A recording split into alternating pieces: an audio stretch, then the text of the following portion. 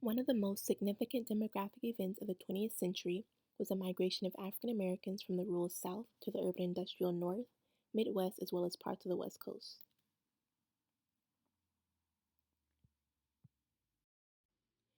More than 6 million African American men, women, and children voluntarily migrated from their homes in hope of seeking better opportunities that I'll go more into detail later on in this video.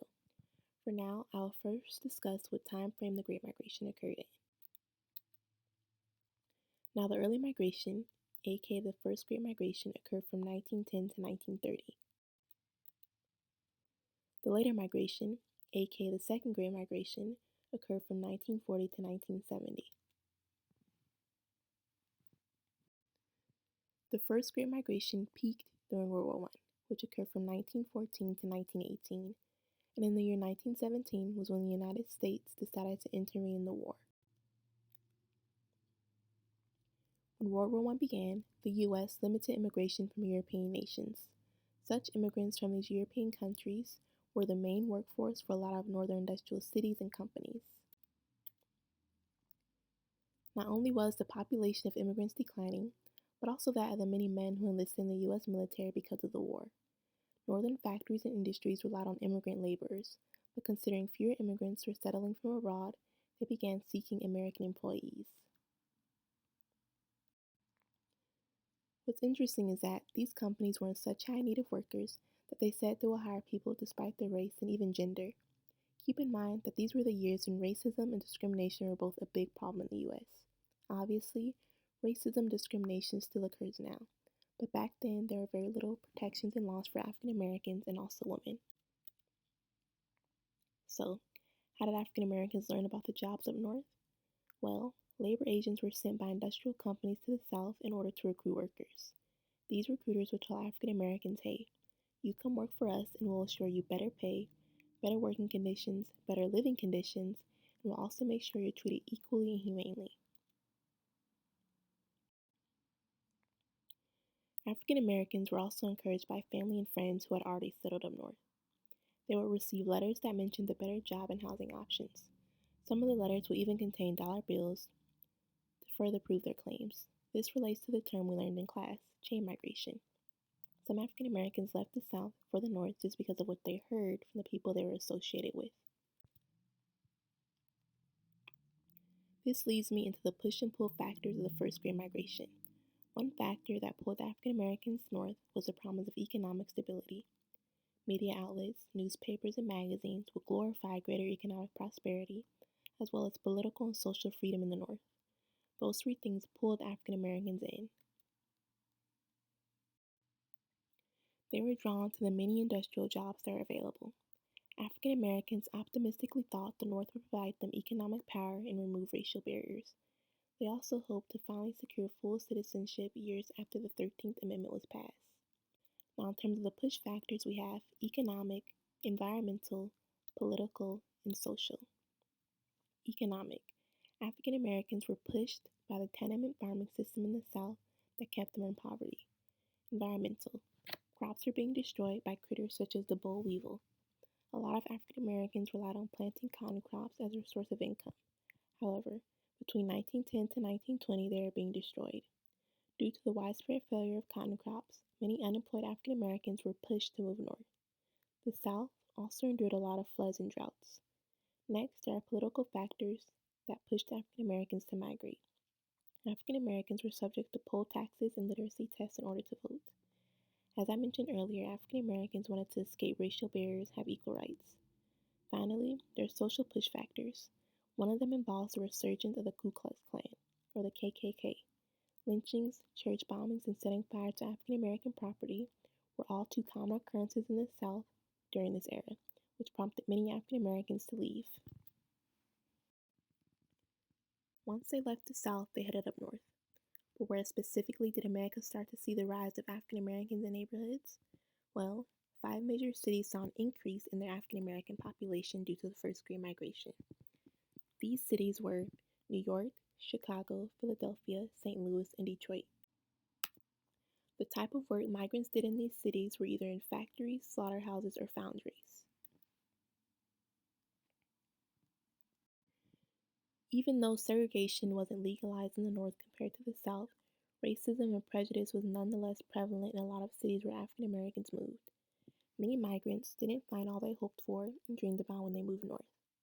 Reality hit them quick once they were exposed to the same amount of racism and discrimination they experienced previously in the South.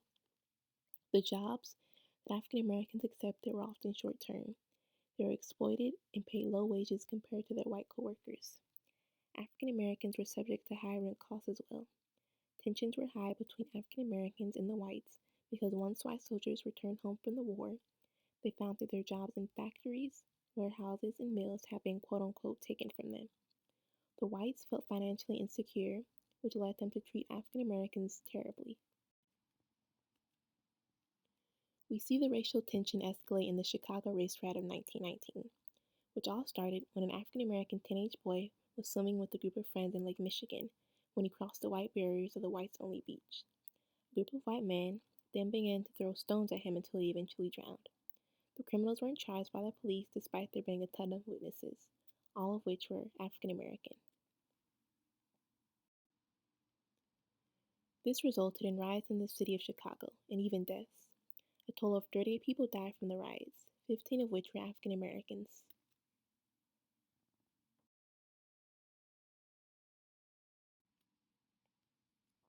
Thousands were left without homes due to fires and looters.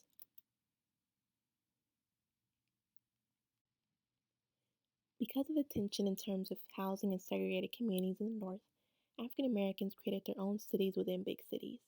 These cities represented the urban culture of African American people. For example, the city of Harlem changed from an all white neighborhood to an all black neighborhood. I'm sure all of you are familiar with the Harlem Renaissance, which took place during the 1920s. I could go on about the extraordinary history of this movement, but in short, it was a time when African Americans created a space just for them that represented their interests and lifestyles separate from the whites. Jazz music, clubs, art, and black businesses were all on the rise during this time. That's how African Americans kept their culture alive.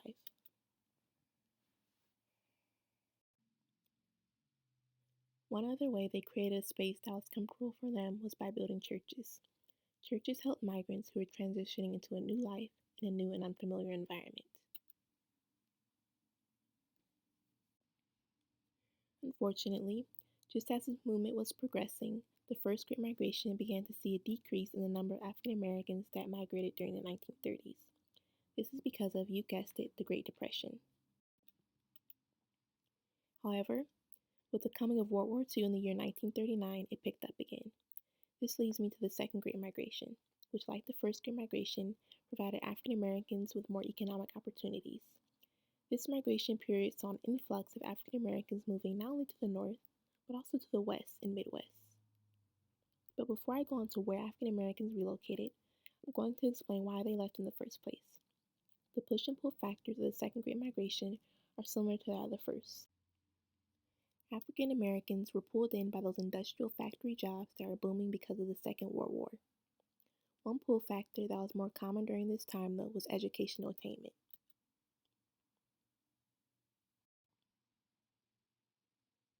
Education was better for African Americans in the North and West than in the South. Jim Crow laws and the whole separate but equal mantra prevented African Americans from receiving a proper and fair education like white people. This ties into a social push factor that influenced the continued migration of African Americans: racial discrimination and terrorization.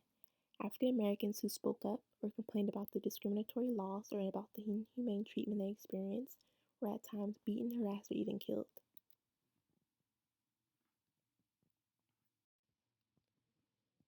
Once African Americans left, they ended up in those same cities I mentioned before: New York, Detroit, and so on. With that being said, there were definitely a lot of migrants moving to parts of the West Coast and Midwest. California, in particular, became the sort of hot spot for migrants. For example, Los Angeles, Oakland, and San Francisco were all flooded with a new wave of African American civilians. Portland and Seattle were also two cities in the West that saw changes in its African American population. African Americans continued to work industrial jobs that were brought about because of World War II. Some were involved in shipbuilding, others airplane building.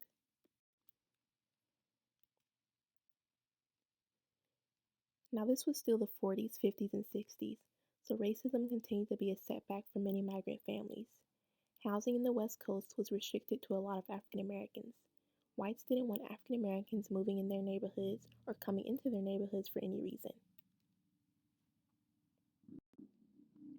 Although the US did start to see the rise of the civil rights movement and more freedoms granted to people of color.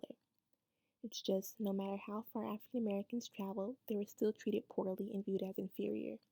It didn't matter how much money a person earned, which, by the way, African Americans during this time period were doing awesome economically, or how much of a hard worker they were.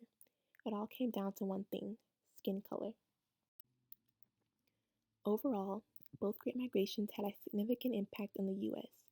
Certain areas became more diverse, and increased job opportunities helped create a large African American middle class. The Great Migrations created a new era of political activism and African American representation. Even when African American migrants were left disappointed by the hard realities of moving to the North and West, their relocation to these cities helped open the eyes of many Americans to the many injustices that are plaguing the nation. A record number of African Americans moved from the South and helped shape a new America in a span of 40 years. Well, that's all the information that I have on the Great Migration, but there's much more information out there that I didn't get to, so feel free to do your own research. I hope you all learned something new or of value, and thanks for watching.